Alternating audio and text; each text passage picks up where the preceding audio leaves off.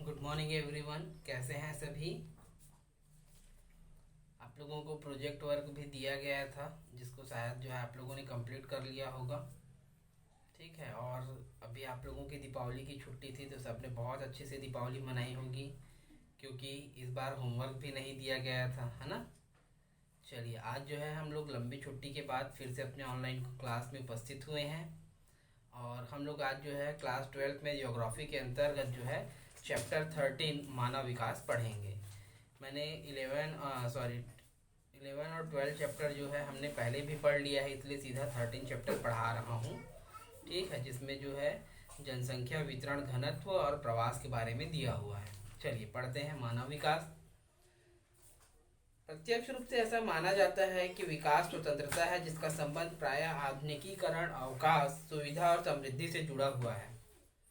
वर्तमान संदर्भ में कंप्यूटरीकरण, औद्योगिकीकरण, सक्षम परिवहन और संचार जाल, बृहद शिक्षा प्रणाली, उन्नत और आधुनिक चिकित्सा सुविधाओं, व्यक्तिगत सुरक्षा इत्यादि को विकास का प्रतीक समझा जाता है।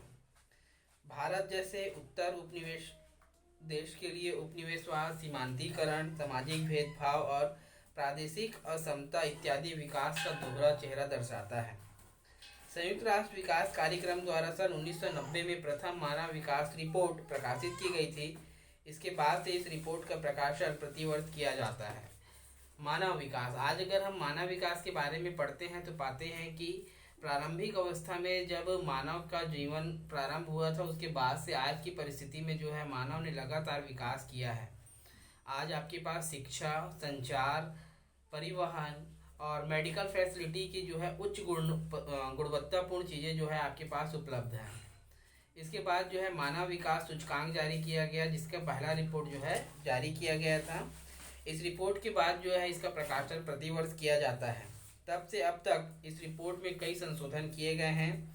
विकास के अनुसार सभी सदस्य देशों को कोटि क्रम दिए जाते हैं। भारत में विकास को अवसरों तथा अपेक्षाओं एवं वंचनाओं का मिश्रण माना जाता है। ठीक है, भारत में जो है विकास को अवसरों तथा अपेक्षाओं का मिश्रण माना जाता है। इस देश के महानगरों में रहने वाले लोग जीवन की हर प्रकार की सुख सुविधा का आनंद ले रहे हैं, जबकि ग्रामीण इलाकों में रहने वाले विशाल जनसमूह तथा नगरों की मलिन बस्तियों में रहने वाले लोगों को पेयजल, शिक्षा, स्वास्थ्य जैसी आधारभूत सुविधाएं भी उपलब्ध नहीं हो। एक और जो महानगरों में रहते हैं वो दुनिया भर की तमाम प्रकार की सुख सुविधाओं का उपभोग कर पा रहे हैं। दूसरी ओर ग्रामीण क्षेत्रों और मलिन बस्तियों में रहने वाले लोगों को शुद्ध पेयजल तक भी नसीब नहीं हो पा रहा है। अनुसूचित जातियों, अनुसूचित जनजातियों, भूमिहीन, कृषि मजदूरों, गरीब किसानों तथा मलिन बस्तियों में रहने वाले लोगों की स्थिति बहुत ही चिंताजनक है। स्त्री जनसंख्या का बड़ा भाग सर्वाधिक कष्ट भोगी है। कि महिलाओं को आज भी जो है उनकी स्वतंत्रताओं से वंचित रखा गया है, उनके अधिकारों को जो है उनको उपयोग करने नहीं दिया जा रहा है। विकास के अभाव में मानवीय दशाओं का निम्नीकरण और पर्यावरण का प्रदूषण होता है। वायु, मृदा, जल और ध्वनि प्रदूषण न केवल हमारे साझा संविधानों की त्रासदी का कारण बने हैं। आज हम देखते हैं ना कि हमारे यहाँ भयंकर प्रकार की त्रासदी आ चुकी है, तो वो हमारे द्वारा किए गए प्रदूषण का ही प्रभाव है। अपितु हमारे समाज के अस्तित्व के लिए भी खतरा बन गए हैं।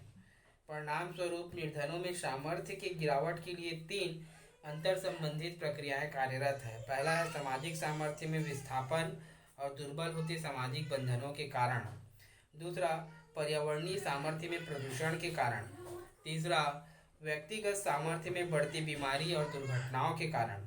अंततः उनके जीवन की गुणवत्ता और मानव विकास पर इसका प्रतिकूल प्रभाव पड़ता है। आर्थिक विकास तथा मानव विकास की संकल्पनाओं में मूलभूत अंतर होता है। ठीक है, आर्थिक विकास और मानव विकास के बारे में अगर हम सोचें तो दोनों में बहुत ही अंतर होता है। आर्थिक विकास में मुख्य रूप से आय की वृद्धि पर ही बल दिया जाता है, जबकि मानव विकास में मानवीय विकल्पों के परिवर्धन पर बल दिया जाता है। अगर हम आर्थिक विकास के बारे में बात करते हैं तो केवल आर्थिक या इकोनॉमिकल बात ही होती है, जबकि मानवीय विकास की बात भी करते हैं तो संपूर्ण मानव के व्यवहार का विकास जरूरी होता है। यद्यपि मानव विकास के लिए सर्वाधिक आर्थिक विकास अनिवार्य है, तो भी मानवीय विकल्पों को निश्चित करने के लिए मूल सिद्धांत आय का उपयोग है, ना कि स्वयं आय। किसी भी देश की वास्तविक संपदा उसके लोगों में होती है। अतः मानव विकास का मुख्य लक्ष्य मानव जीवन को समृद्ध करना है। सामान्यतः मानव विकास स्वतंत्रता है। विकास एवं स्वतंत्रता का संबंध प्रायः आधुनिकीकरण, अवकाश, सुविधा और समृद्धि से जुड़ा हुआ है कि सभी व्यक्ति जो है आर्थिक रूप से मजबूत होना चाहते हैं, सभी साप्ताहिक अवकाश चाहते हैं, सुविधा चाहते हैं। वर्तमान संदर्भ में कंप्यूटरीकरण, औद्योगिकीकरण, सक्षम परिवहन संचार जाल और एक अच्छी शिक्षा प्रणाली, उन्नत आधुनिक चिकित्सा सुविधाएं, व्यक्तिगत सुरक्षा इत्यादि विकास को जो है विकास का प्रतीक माना जाता है।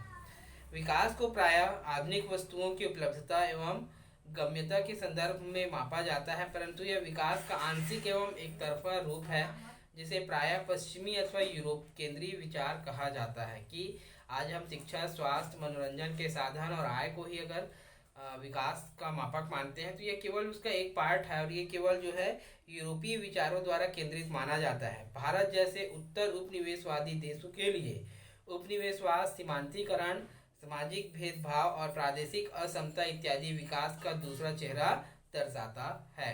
तो बच्चों, ये थे मानव विकास। कल हम पढ़ेंगे भारत में मानव विकास आर्थिक उपलब्धियों के सूचक के रूप में। कोई भी डाउट होगा जरूर पूछेंगे। ठीक है बच्चों, थैंक यू।